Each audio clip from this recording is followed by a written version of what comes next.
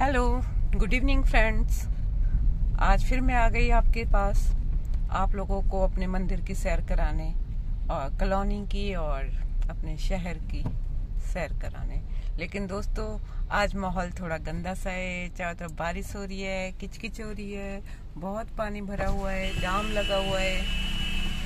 आज तो दोस्तों थोड़ा बात करने का मूड कम हो रहा है। मौसम देख के किचकिच थोड़ा गंदा सा। पहली बारिश में शहर का ये हाल हो गया है। देखिए दोस्तों, चारों तरफ पानी पानी भरा है, कीचड़ ही कीचड़ है, जाम लगा है। अरे बाबा, देखिए कितना पानी भरा है दोस्तों। लग ही नहीं रहा कि हम एनसीआर में रह रहे हैं। देखिए दोस्तों, आज तो आपको मैं लग रहा है पानी ही दिखाती रह जाऊंगी, बातें हमारी हो ही नहीं पाएंगी। लेकिन नहीं, फिर भी आप लोग उदास मत होइएगा, वीडियो मत कट कीजिएगा। मैं आपको आपका पूरा प्रोग्राम सुनाऊंगी।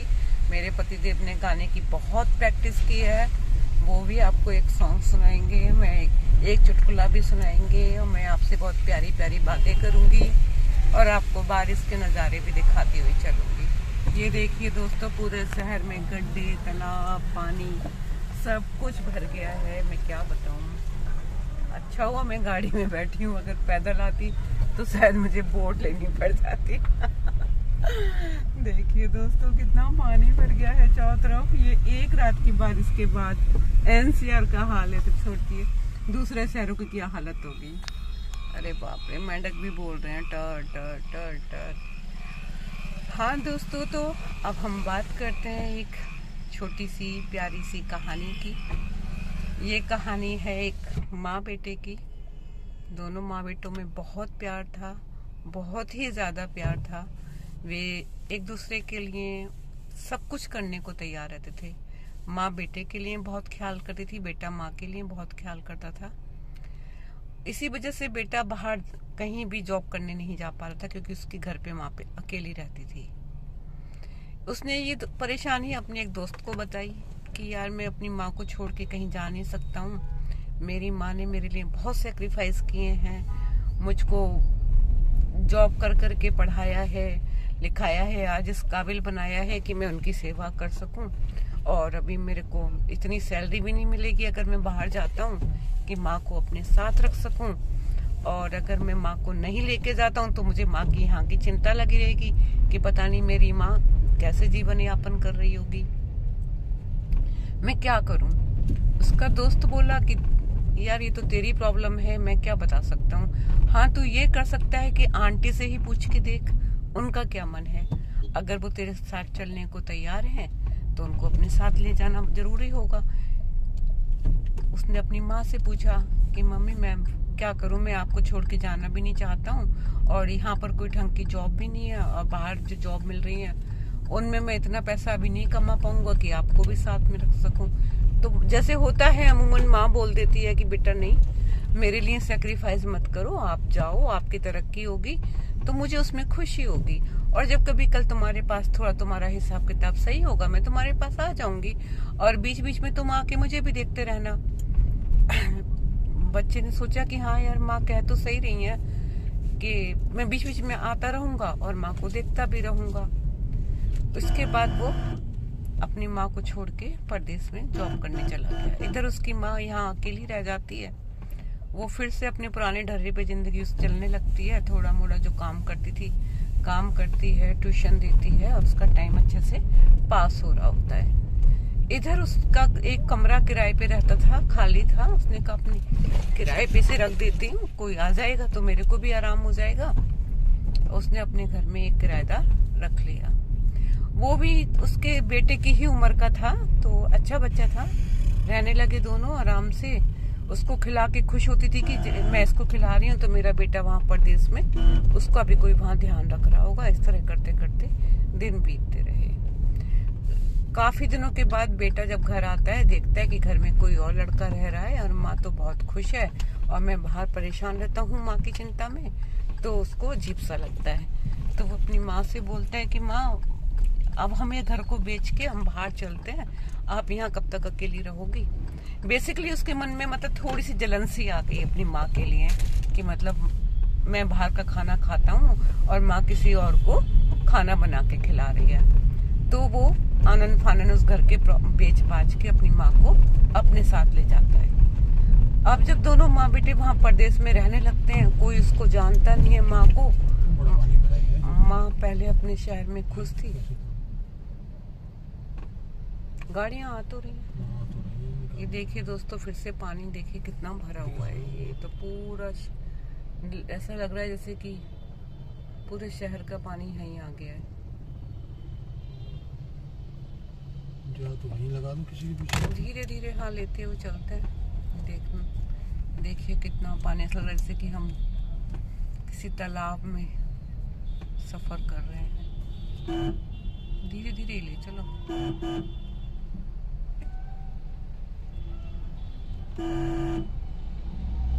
ये गाड़ी वाला कैसे रुक गया? पता नहीं। इसकी हिम्मत नहीं हो रही लग रहा है जाने की। इसकी हिम्मत नहीं हो रही पानी में जाने की। पानी तो ज्यादा ही भरा हुआ है। तुम एबीजे वाले से क्यों नहीं ले गए? एबीजे वाला ही तो है। ये एबीजे वाला है? अरे बाबा रे, देखिए दोस्तों कितना पानी भरा हुआ है। Oh my God. तो तुम सुबह किधर से गए थे? उधर से। तुम अभी उधर से क्यों नहीं गए? नोएडा एक्सटेंशन से। अच्छा नोएडा। डेल्टा भी? डेल्टा गया ही कहाँ? तो पेंटर से कैसे बात की? अरे पेंटर सूरजपुर से आया है ना, फैक्ट्री से अपनी। अच्छा।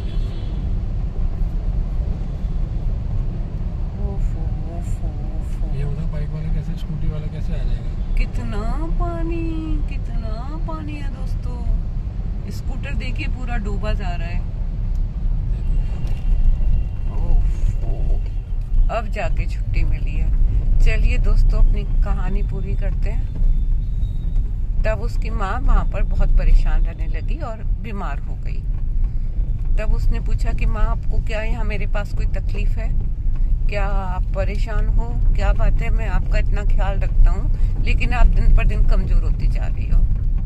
तब उसकी माँ ने बोला कि बेटा मेरी जो जड़ें थी ना वो तूने खोद दी हैं। जहाँ मेरी सहेली थी, मेरा शादी के बाद आई थी, वो शहर तूने मेरा छुड़वा दिया और मैं यहाँ आके अब थोड़ी सी परेशान हूँ, अपनी सहेलियों को याद करती हूँ। तू तो ऑफिस चला जाता है, मैं अकेली रह जाती हूँ। यहाँ मुझे कोई जानता भी नहीं है और मैं कुछ काम भी नहीं कर पाती हूँ। तो कहने का मतलब ये है दोस्तों कि हमारे बुजुर्ग पेरेंट्स हमारे लिए एक जिम्मेदारी तो होते हैं, पर कभी हमें अपने स्वार्थ के लिए उनकी जिंदगी में दखल अंदाजी नहीं करनी चाहिए। अगर उनको अपना शहर पसंद है तो पसंद है, हमें भी तो कई बार कुछ चीजें पसंद आ जाती हैं, हम छोड़ना नहीं चाहते। तो उनको उनके तरीके से जीने देना चाहिए, हमें अपने तरीके से जीना चाहिए। उनकी जिंदगी में कभी भी दखल नहीं करनी चाहिए। और अब मैं अपने हस्बैंड से गुजारिश करूंगी कि वो आप लोगों को एक सॉन्ग सुनाए। पहले चुटकुला सुनाएंगे, ठीक है जी। दोस्तों मेरे पति आप भी आपको एक प्यारा सा चुटकुला सुनाएंगे, सुनिए। दोस्तों अभी कुछ दिन पहले मैं मुरादाबाद ट्रैवल कर रहा था बाई ट्रेन शताब्दी एक्सप्रेस से। तो प्लेटफॉर्म पे उतरने के बाद में जैसे ही मैं प्लेटफॉर्म से बाहर निकला तो वहाँ पे एक बोर्ड लगा हुआ था, कृपया बाएं हाथ से चलें।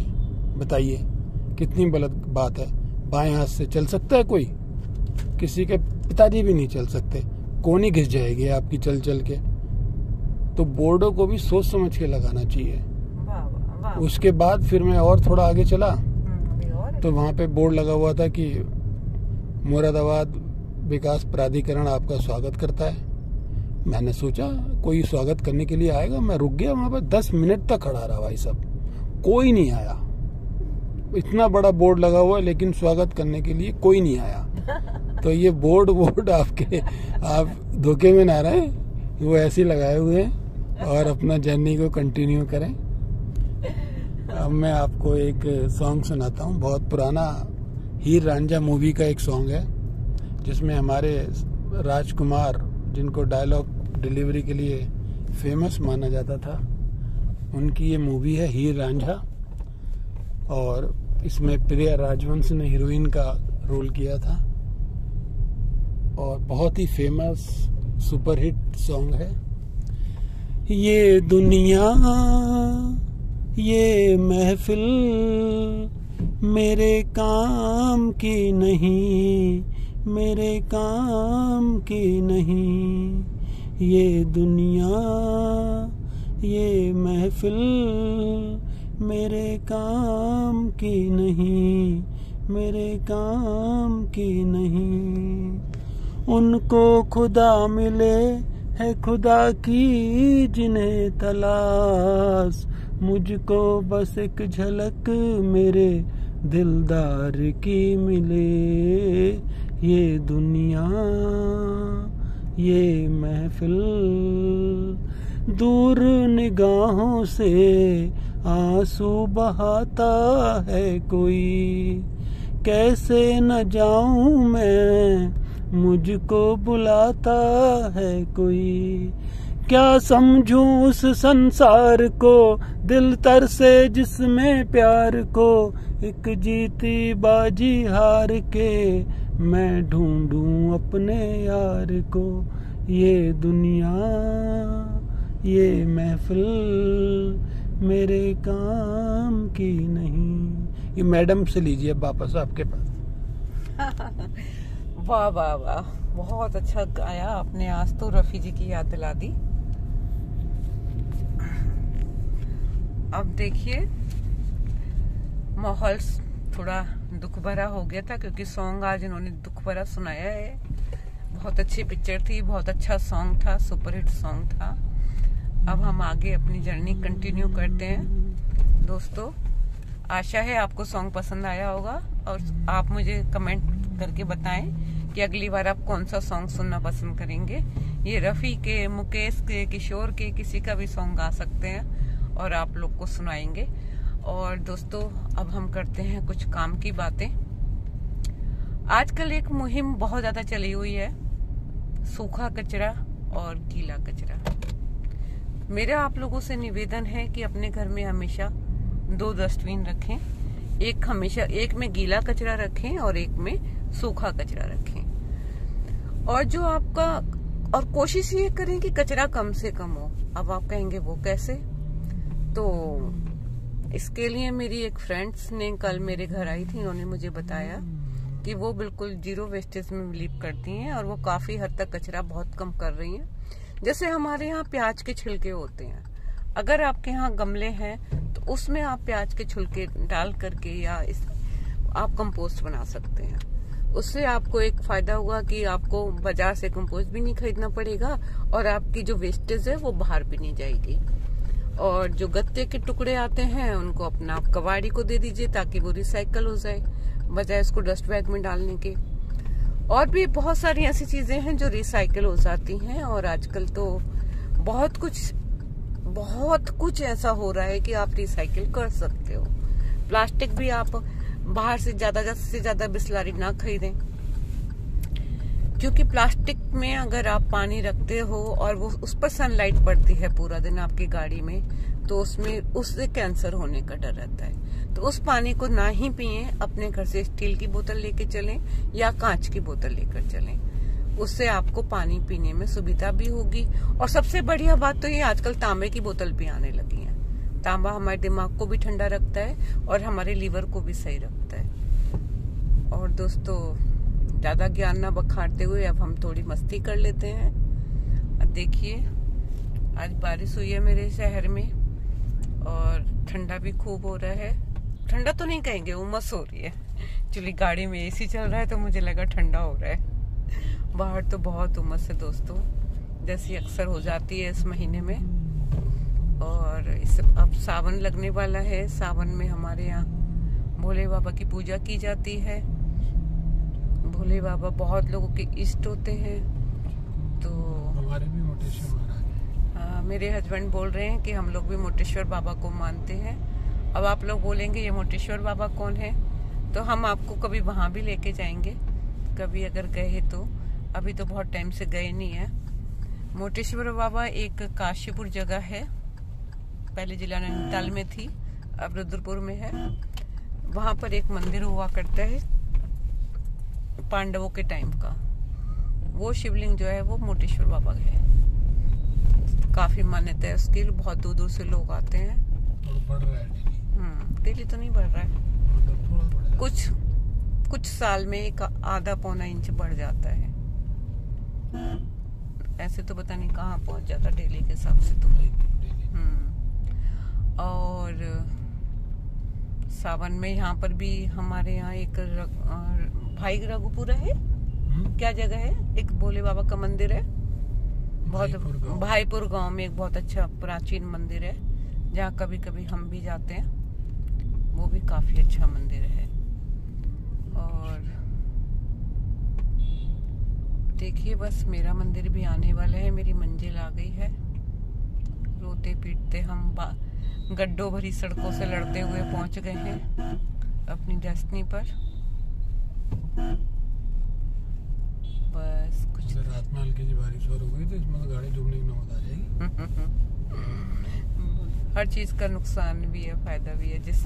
जिस ओवर ब्रिज की मैं तारीफ करती थी, आज उस ओवर ब्रिज में पानी भर गया तो अब बुरा लग रहा है ना दोस्तों। ऐसे ही होता है, जब तक कोई हमें प्यार करता है वो बहुत अच्छा होता है। जब हमारे किसी से झगड़ा हो जाता है तो उसमें हम 1000 कमियां निकाल देते हैं। यही है दुनिया की रीत, यूज एंड थ्रो। ये देखिए एक छोटा सा मार्केट है हमारे शहर का, ये बीटा का मार्केट है। साइड मार्केट छोटा सा, सभी सामान यहाँ मिल जाता है। यहाँ ATM भी है और एक छोटी सी लाइब्रेरी भी है। और यहाँ के गोलगप्पे मशहूर हैं। पहले हम आया करते थे जब डेल्टा में रहते थे, अब तो नहीं खाते हम गोलगप्पे क्योंकि मुझे नुकसान भी देते हैं। ये देखिए काऊ माँ खड़ी हुई हैं बेचारी, मुझे तरस भी आता है इन बेचारों पे जब बारिश हो जाती है, गर्मी होती है। कहाँ बैठेंगे बेचारे, आज सब जगह तो पानी भरा हुआ है। बहुत तरस आता है, काश में सबके लिए कुछ कर पाते। चलिए दोस्तों, कभी कुछ रहा हिसाब किताब तो करेंगे, कुछ इनके लिए भी करेंगे। वैसे हमारे CM योगी जी तो काफी कुछ कर रहे हैं इनके लिए।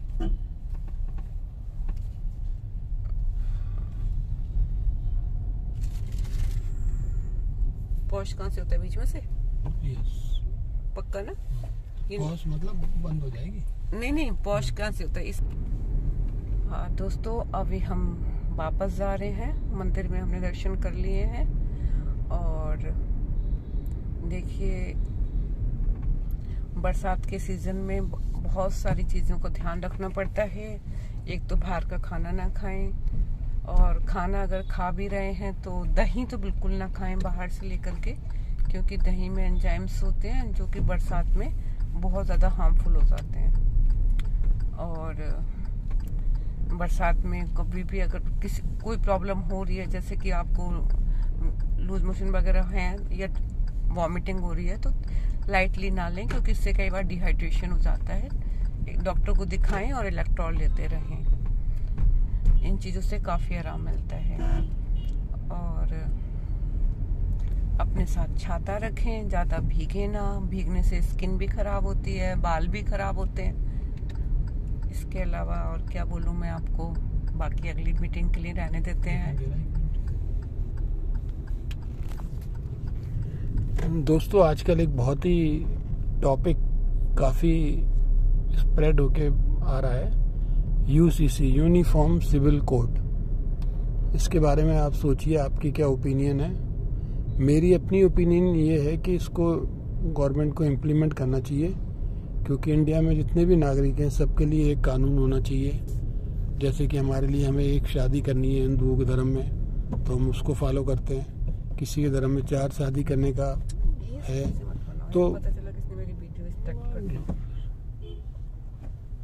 तो इसलिए यूनिफॉर्म सिविल कोड के बारे में अपनी राय जरूर दीजिएगा नेक्स्ट वीडियो में, कमेंट में। चलिए दोस्तों, आप मेरी वीडियो को देखिए 1 बार 2 बार, जितना भी आपको सही लगती है। और उसके अलावा मेरा वॉच टाइम बढ़ाइए और कमेंट कीजिए। बताइए कैसी लगी आपको मेरी बातचीत, और आप लोग अगली वीडियो में क्या सुनना चाहते हैं, सॉन्ग कोई सुनना चाहते हैं या कोई और बात करना चाहते हैं तो प्लीज जरूर कीजिएगा। ओके दोस्तों, सब्सक्राइब कीजिए, शेयर कीजिए। आज की शादी का माहौल है क्या? बाय दोस्तों। शादी थोड़ी